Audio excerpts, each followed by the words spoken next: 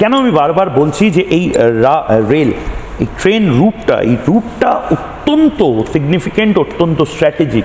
দুটো জিনিস এই মুহূর্তে হচ্ছে, যারা এই মুহূর্তে ভারতের বাইরে থেকে দেখছেন, হয়তো ভারতীয় নন, বাংলা ভাষা বোঝেন, বাংলাদেশ থেকে হতে পারে বা মিয়ানমার থেকে হতে পারে, যারা দেখছেন এই মুহূর্তে, ভারত দুটো জিনিস এই মুহূর্তে করছে। এক হচ্ছে কাশ্মীরকে, পাকিস্তান ভেবেছিল কাশ্মীরকে এই পেহেলগাঁও দিয়ে কাশ্মীরের সম্বন্ধে একটা ভীতি সঞ্চার করা, কাশ্মীর নিয়ে ভারতের অন্যান্য প্রদেশের মানুষজন তারা আর যাবে না, তারা ঘেন্না করবে, ভয় পাবে, তারা আর কোনো দিন পর্যটনের জন্য যাবে না বা ইনভেস্টমেন্টের জন্য ব্যবসাদাররা আসবে না। কাশ্মীরকে কেন্দ্র করে ভারতবর্ষ যে পরিমাণ ইনভেস্টমেন্ট এবার করছে সেটা অকল্পনীয়। G20 সামিট আমরা করেছি, তার পাশাপাশি এখন কাশ্মীর থেকে আক্ষরিক অর্থে কন্যাকুমারী এক লেভেলে, এক সুতোতে গাঁথা হচ্ছে।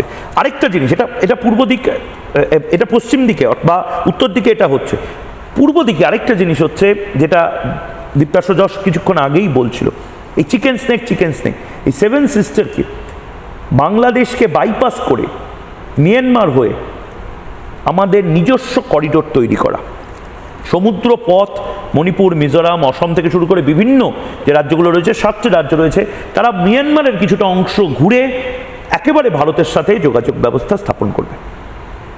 আমি কর্নেল শ্রীবাস্তবের কাছে যাব। কর্নেল শ্রীবাস্তব, স্ট্র্যাটেজিক যে পয়েন্ট, সেই পয়েন্ট হিসাবে আমি একবার আপনার কাছে যাওয়ার আগে এই ট্রেনের যে অ্যানিমেশন, যে ম্যাপটা, মানে এই যে প্যাসেঞ্জার ট্রেন যেটা শুরু হচ্ছে কাটরা থেকে, জম্মুর কাটরা থেকে যেটা শুরু হচ্ছে, জম্মুর কাটরা থেকে শ্রীনগর, শ্রীনগর থেকে বুদগাম থেকে বারামুল্লা একটা সময় জঙ্গি ঘাঁটি ছিল, জঙ্গি ঘাঁটির জন্য ভয়ঙ্করভাবে কুখ্যাত ছিল, সেই বারামুল্লা হয়ে এই কাশ্মীর, আবার জম্মু তাওয়াই, এই গোটা কানেক্টটা করে দিচ্ছে।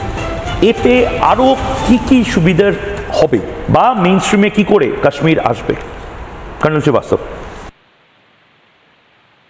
মায়ুক, আপনাকে আমি বলে দিই, 7 মে দিনটা মনে রাখবে, অনেক প্রজন্ম মনে রাখবে। 7 তারিখে সকালবেলার পর থেকে এই জিওগ্রাফিক্যাল যে রিজন আছে, পুরো এখানে সিস্টেম চেঞ্জ হয়ে গেছে। এত বম মেরেছে আমাদের ইন্ডিয়ান এয়ারফোর্স 5টা জায়গায়, পাক অকুপাইড কাশ্মীরে 5টা জায়গায় ধোঁয়া হয়ে গেছে, রাইট? এখন যখন ধোঁয়াটা কেটেছে, তখন ইন্ডিয়া বলেছে পাকিস্তানকে, তুমি কথা বলতে চাও, জল হোক বা যে কোনো জিনিস হোক, দুটো জিনিস, সৈয়দ হাফিজ আর মাসুদ আজহারকে তুমি আমাদেরকে দাও, আর দ্বিতীয় তুমি পাক অকুপাইড কাশ্মীর, গিলগিট বাল্টিস্তান যেটা আছে, আমাদের সঙ্গে দিতে হবে, ওর কথা বলো, না হলে নো টক। এটা জিওগ্রাফিক্যাল যে সিচুয়েশন ছিল, একটা টেকটনিক শিফট নিয়েছে, তার মানে দুর্ধর্ষ চেঞ্জ হয়েছে। প্রথম এই কথাটা বললাম। এই ট্রেন আমাদের 42 বছর পর ওখানে ঢুকছে, এটা আমাদের মনে একটা সঞ্চার আনছে, এটা আমাদের বিশ্বাস। আমাদের হিন্দু ভাই বোনরা, যারা পণ্ডিতরা ওখান থেকে চলে গেছিল, যারা জম্মুতে আছে, ওদের কথা কেউ বলে না আজকে দিনে। আমি বলছি ওরা আবার ফেরত আসবে, আমাদের কাশ্মীরে। ওদের যা বাড়ি আছে, ওদের যা জায়গায় আছে, ওরা আসতে পারবে, রাইট? এইটা দ্বিতীয় কথা আমি বললাম। তৃতীয়, ট্রেনকে আপনি শুধু একটা যানবাহন হিসাবে নেবেন না, এটা সোশ্যালজিক্যাল আর ইকোনমিক কন্ডিশন আছে। আর আমি বলছি এটা শুধু বারামুলাই নয়, ওর আগেও যাবে, আর ওটা যাবে আপনার মুজাফরাবাদ, ও যাবে আপনার স্কাডু, ওর থেকে চলে আসবে আমাদের লাদাখে চলে আসবে, গিলগিট বাল্টিস্তানের রাজধানী স্কাডু, ডানসাম, কোহাট, আমরা তো দেখলাম, আমরা 99-এ দেখলাম, আমরা আজকে দেখেছি, ধোঁয়া করে দিয়েছি 7 তারিখে, রাইট? ওদের কোনো এয়ার ডিফেন্স সিস্টেম কাজ করেনি, কোনো জিনিস কাজ করেনি, ওরা বুঝতে পেরেছে ধাপ্পাবাজি।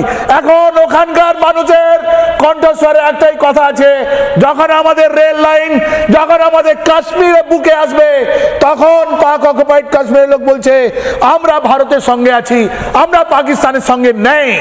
এই কথাটা মানুষের কথা উঠছে। আপনাকে মনে করে দিই, এই পর পাকিস্তানের খান হয়ে যাচ্ছে। আপনি ভুলবেন না বলুচিস্তানের কথাটা, আপনি চিকেন নেকের কথা পরে বলবেন 71 ব্যাটালিয়ন অফ বালুচ রেজিমেন্ট, ওরা যে কোনো মুহূর্তে পাকিস্তান আর্মির সঙ্গে নিজের কন্ডিশন শেষ করে দেবে। এটা আপনারা কেউ বলছেন না, আমরা বলছি আপনাকে ওরা সারেন্ডার করবে, ওরা পাকিস্তান আর্মি থেকে দূর হয়ে যাবে। রাইট? পাকিস্তান কোথায় থাকবে?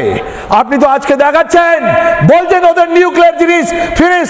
এটা I salute our air force, I salute our pilots, I salute their bravery. আমরা জানি না কেন আমরা লুকিয়ে রেখেছি এইসব কথাগুলো। ইন্ডিয়ার ইন্টেলিজেন্স, ইন্ডিয়ার এয়ারফোর্স সিস্টেম, আপনি ডাউট করবেন না, ওদের যে শৌর্যটা আছে আপনাকে পুরো দুনিয়ার সামনে বলতে হবে।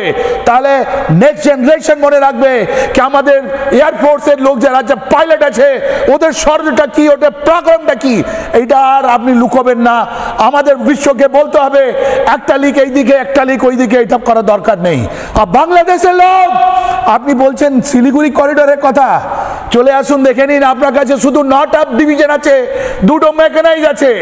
যদি আপনি শিলিগুড়ি করিডোরে আসেন, আপনাদের কাছে অনেকগুলো ওরকমই কাছে, আমি আপনাদেরকে ডিগ্রেড করতে চাই না, বিকজ আমি জানি 17 কোটি বাংলাদেশের ভাই বোনের মধ্যে শুধু 20 থেকে 30 লক্ষ লোক যারা আছে মৌলবাদী, বাকি সব আমাদের ভাই বোন, ওরা ভারতকে ভালোবাসে, আমরা ওদেরকে ভালোবাসি, আমাদের কোনো ডিজাইন নয়, আমরা কোনো জিনিস ওদেরকে খান করতে চাই না। তাহলে এই যে মৌলবাদী হিরোজ যে কথা বলে যাচ্ছে, যদি দম থাকে মোহরা করে নাও, আমাদের সঙ্গে একটা হাত লগে যাও, বুঝতে পারবে আমরা কোথায়, উনি কোথায়। এটা বারবার বলা হচ্ছে একটা লার্জার ইকোনমি, স্মলার ইকোনমি। নানা ধরনের কন্টেন্ট দেখার জন্য লাইক করুন, শেয়ার করুন আমাদের ফেসবুক পেজ, সাবস্ক্রাইব করুন আমাদের ইউটিউব চ্যানেল। পাশাপাশি অন্যান্য ব্রেকিং নিউজের জন্য অবশ্যই চোখ রাখুন রিপাবলিক বাংলায়।